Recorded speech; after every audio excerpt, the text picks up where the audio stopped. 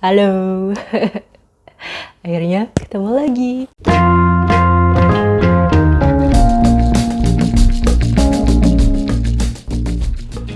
Akhirnya aku bikin video lagi. Dan untuk pertama kalinya di segmen after reading aku nampilin aku. Enggak, maksudnya di segmen after reading ini baru pertama kali aku di depan kamera itu kan sambil nge-review, ngebahas tentang buku yang berjudul pasti ke mirror ya. Iya coy. Jadi ini tulisannya dilarang mengutuk. Jadi ini tulisannya dilarang mengutuk hujan. Sketsa-sketsa kehidupan karya Iqbal Aji Daryono. Dikurasi dan pengantar dari Edi Ahayu Benu. Kayak gitu. Nah, terus setelah aku lihat-lihat nih ya di internet, ternyata beliau Iqbal Aji Daryono ini termasuk penulis yang aktif di media.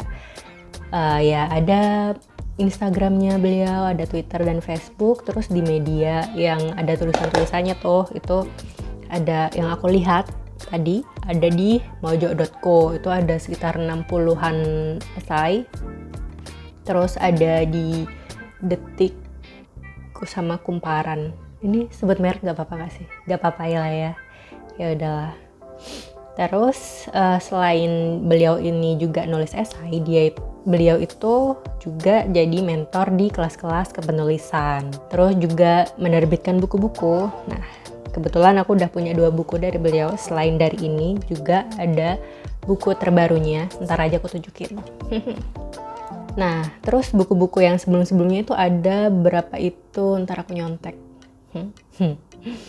Ada Out of the Truck Box, petualangan seorang TKI sopir truk di Australia. Terus ada Out of the Lunchbox, esai-esai sosial, politik, dan agama, dan beberapa yang lainnya. Nah, terus untuk buku yang aku pegang ini, jadeng, ini ada 21 esai. Di dalamnya nggak ada nomor esainya sih. Aku ngitung sendiri, terus aku kasih nomor gitu di sini. Tuh 2, 3, 4 sampai di sini. Itu judulnya ada Lenyapnya Sawah-Sawah Kami, terus Ziarah Buku, Perjalanan Sakral, ada Pilih Teori atau Realitas, terus Berkah Nonton TV, Para Penggemar Kutipan, dan yang lain-lainnya. Kalian bisa tahu kalau udah beli bukunya. Nah, terus dari 21 esai itu tadi, itu ada beberapa yang menurutku itu kayak oh iya ya, bener juga gitu loh. Nah, beberapa di antaranya itu adalah yang pertama, yang kataku tadi, itu tentang fenomena mudik lebaran. Aku yakin beberapa teman-teman di sini ada yang pernah ketemu sama selentingan. Ya pasti mudik lebaran itu kebanyakan dibuat untuk ajang show off baju lebaran baru, sepatu baru, banyak-banyakan bagi-bagi ampau, terus apa lagi yang istilahnya tuh komentar-komentar negatif gitu. Padahal di balik itu semua itu ada istilahnya dari buku ini tuh para lebah pekerja yang emang mungkin mereka itu dirantau, terus kerjanya itu jadi rajin, jadi semangat untuk apa? Biar mereka bisa pulang sambil nyenengin keluarganya, nyenengin saudara-saudaranya. Oh, ternyata aku bisa loh. Itu ada, padahal itu termasuk perjalanan, istilahnya apa ya? Perjalanan suci gitu loh. Dan di sisi lain itu juga ada roda ekonomi yang berputar di selain apa ya, orang-orang yang mudik itu tadi, kayak misalnya mbak-mbak all shop yang jual-jual baju gitu, jual-jual alas kaki, jual kerudung, jual gamis, jual baju koko. Ada juga ibu-ibu yang akhirnya dapat pesanan kue kering. Kan kayak gitu adalah hal-hal yang sebenarnya indah gitu loh kalau dilihat. Terus esai yang lain lagi itu tentang daun singkong medis yang pro kontra banget itu. Beberapa waktu lalu ada kan kasus beritanya tentang seorang istri yang ternyata dia tuh butuh daun singkong medis ini untuk pengobatan, tapi ternyata setelah suaminya ketahuan, akhirnya ya dijeruji, terus akhirnya si istrinya selesai. Itu kan pro kontra banget gitu loh untuk yang satu itu. Terus antara bener dan pener, pakai P. Nah itu aku juga baru tahu tuh istilah pener di buku itu. Terus tentang konsep malas dan rajin terhadap sebuah pekerjaan gitu. Karena pekerjaan itu kan macam-macam ya, nggak bisa gitu loh kita tuh ngelihatnya, oh kalau pekerjaannya itu 9 to 5 itu berarti rajin. Nggak bisa kalau kita tuh ngelihatnya kayak gitu. Karena ada beberapa pekerjaan yang contohnya kalau di buku itu petani. Kan petani bukan 9 to 5.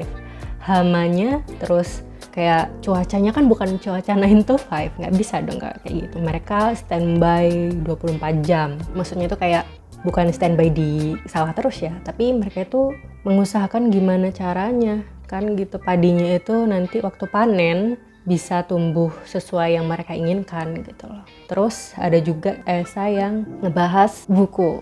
Itu judulnya Arogansi. Buku-buku itu salah satu esai yang cukup nyelenting ya, karena ngalamin sendiri. Ada orang yang kayak gitu sikapnya. Jadi banyak baca buku itu bukan berarti dia punya sikap literate yang sesuai dengan jumlah bukunya. Nah, beliau nulisnya itu kayak gini. Literasi itu sikap mental. Itulah yang kemudian saya percaya. Sikap literate bukan sesederhana sikap mau membaca teks, apalagi sekadar mau membaca buku. Literasi adalah sikap rakus akan pengetahuan, sekaligus sikap berusaha memahami pengetahuan dengan holistik dan komprehensif dari beragam sudut pandang, dan proses pemahaman itu dijalankan dengan kritis bahkan skeptis. Tanpa sikap semacam itu, mau kita membaca sejuta buku pun, kita tidak akan pernah sampai ke titik kualitas literate yang sejati. Kayak gitu. Jadi sempat sebel gitu loh kalau ada yang menurut buku ini itu bla bla bla bla dan buku ini bla bla bla bla. Bukunya yang kayak gimana dulu? Apakah buku itu satu jenis gitu? Jadi sikap literate itu ya kita memandang misalkan sesuatu hal tapi dengan beragam aspek gitu. Jadi kita nggak yang saklek notok jedok kayak gitu. Itu sih intinya. Setelah baca buku ini aku tuh jadi penasaran kan.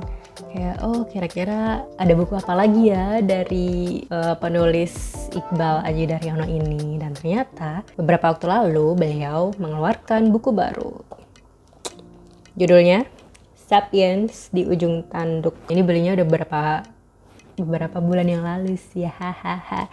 Dan baru ku sampel, belum ku baca. Jadi tapi ini udah masuk ke list buat di review ya. Semoga nggak terlalu lama dan berbulan-bulan seperti mengeluarkan segmen after reading kali ini. Oke, sekian aja deh ya. Sampai ketemu di after reading atau video selanjutnya. Bye bye, thank you.